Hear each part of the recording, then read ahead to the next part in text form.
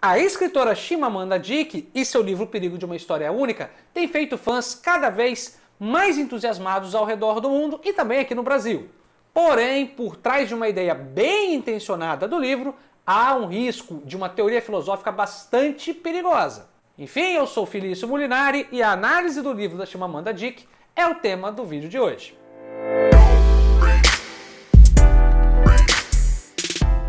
Muito bem, estou aqui eu com o livro da Chimamanda Adichie, o livro O Perigo de uma História Única, publicado pela Companhia das Letras. Vou deixar aqui, é um livro bem barato, bem fininho. Vou deixar aqui o link para quem quiser adquirir aqui na descrição. Enfim, o livro é uma adaptação de uma palestra que a Chimamanda Adichie fez em 2009 para os TED Talks. Vou tentar também aqui botar o link para esse vídeo que ela deu para essa palestra. E a ideia básica do livro e da palestra era usar algumas experiências pessoais da escritora. Volto a falar, a Chimamanda hoje é uma escritora renomada, reconhecida, ganhou vários prêmios de literatura. Enfim, mas aqui a ideia dela era, por meio das suas experiências pessoais, mostrar os riscos que os estereótipos na literatura causam. E ela vai narrando várias histórias, como, por exemplo, as histórias, os livros que ela lia quando era criança, como que ela só conseguia imaginar o mundo da literatura composto por personagens brancos, com hábitos britânicos. E ela vai falando como isso moldou a visão dela de mundo. E ela vai aí questionar, sempre aqui no livro, essa ideia dos estereótipos. Ela questiona, volta a falar aqui, o primeiro estereótipo que ela tem, que era esse estereótipo presente na literatura infantil quando ela era criança, porque ela não conseguia se enxergar, ela não conseguia perceber que pessoas como ela, negras, de cabelo crespo, poderiam estar presentes nos livros. Isso ela demorou anos para perceber. E aí, então, como eu disse, aqui há essa grande crítica. E a crítica é essa visão estereotipada que a gente tem das pessoas. Ela fala, por exemplo, dá como exemplo, o momento que ela foi estudar nos Estados Unidos e todos tinham uma visão bastante estereotipada da África como um lugar violento, como um lugar miserável, e isso não criava uma conexão entre as pessoas. Pareceu que sempre elas eram subjugadas, que elas não poderiam, por exemplo, produzir uma boa literatura. E ela repete ainda, conta mais casos, por exemplo, quando ela mesma produziu, já morando nos Estados Unidos, um estereótipo contra mexicanos, pois ela só conseguia imaginar, por meio do noticiário, da crise migratória nos Estados Unidos, que os mexicanos eram sempre miseráveis também. Ou seja, ela se deu conta que esses estereótipos, eles estão presentes em todos os lugares. E como ela mesma diz, o problema do estereótipo não é que ele esteja errado, e sim que ele é incompleto. Então não é uma visão errada das coisas, mas ele é bastante incompleto. E aí então aqui, o perigo de uma história única é exatamente esse, a ideia de que fazer com olhar as pessoas de uma forma estereotipada, mas sobretudo, como a própria autora diz, isso na literatura. Como se essas pessoas não pudessem participar da literatura, como se elas não fossem seres humanas, ou como se elas não tivessem ali outras possibilidades de existência, como se as possibilidades delas já fossem determinadas. Tudo bem, Felício, me parece aqui, e provavelmente parece para muitos aqui, que essa ideia é uma ideia boa, e é uma ideia muito boa. Criticar estereótipos na literatura é algo essencial, inclusive para a teoria literária. A originalidade pressupõe essa crítica. E criticar, obviamente, sair da literatura e fazer uma crítica à nossa própria visão de mundo também é algo não só da teoria literária, mas sobretudo da filosofia. Reformar nossos olhares para processos estereotipados, para visões estereotipadas do mundo é essencial.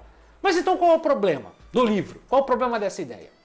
O problema dessa ideia que ela pode levar a algumas pessoas, alguns historiadores, por exemplo, ou algumas pessoas com essa tendência que eu chamo de relativização da história, ou recontar a história de uma forma um pouco complicada. A isso que muitos chamam de revisionismo da história, ou revisionismo histórico. Vamos simplificar aqui. O que a Chimamanda está querendo dizer é que outras histórias podem ser contadas. O que ela está querendo dizer é que o olhar estereotipado para mexicanos, africanos, para a própria literatura deve ser desfeito para contar uma história mais completa, histórias mais plurais. Mas saímos da literatura e vamos para a história mesmo. Aqui a história como disciplina, como ciência da história, como uma ciência humana. Se isso vai de forma, essa ideia da Chimamanda, que não é exatamente dela, está presente em vários autores pós-modernos, mas se vai de uma forma muito forte para a história, nós corremos um risco grave de um revisionismo histórico bastante perigoso. Por exemplo, eu vou dar um exemplo que é bastante comum hoje no Brasil, que é o revisionismo da ditadura militar. De tentar aqui, não olhar a história sob o olhar dos militares e dizer que os militares salvaram o país de um golpe comunista. Bom, historicamente, para os historiadores mais consagrados desse país, essa tese histórica não se sustenta. Não se sustenta por motivos históricos e documentais, pois nunca houve uma grande ameaça comunista ao país. Eu não vou entrar em mais detalhes disso, mas o que eu quero aqui comentar é o seguinte. Essa crítica que a Chimamanda faz de processos estereotipados, ela tem que ser transposta da literatura para outras ciências, como para a história, com bastante cuidado. Pois ainda que os estereótipos tenham que ser criticados, isso não significa dizer que na história, com H maiúsculo, a história como ciência, ela tenha que pegar todas as visões e que todas as visões sejam corretas. Né? Há uma ciência por detrás da história que não reconhece qualquer coisa como sendo válida. Né? Por exemplo, a gente não pode aqui falsificar a história. Talvez este seja o grande problema. E muitas pessoas têm dificuldade aqui em entender que a crítica ao estereótipo na literatura é uma coisa e a falsificação da história é outra. Mas, Felício, como assim você está falando de falsificação? Isso é a sua visão da história. Para outras pessoas, elas podem ter uma visão diferente. O problema aqui, mais uma vez, é o que nós percebemos na relativização da história, na revisão histórica. Não há visões diferentes, não há espaço para uma relativização na história. A história, como uma ciência, ela é feita com muito cuidado. Assim como não há relativização na matemática, assim como não há relativização, óbvio, que vai soar um pouquinho maluco, mas não há relativização de visões na física, ainda que exista a teoria da relatividade. O que há um processo formal, um procedimento científico. E relativizar todas as visões sobre a história como sendo históricas e como sendo válidas, pode ser um próprio tiro no pé da ciência histórica, da ciência da história. Assim como a filosofia, por si só, ela é uma constituição que pode ali captar todas as visões possíveis, desde que sejam sustentadas por argumentos.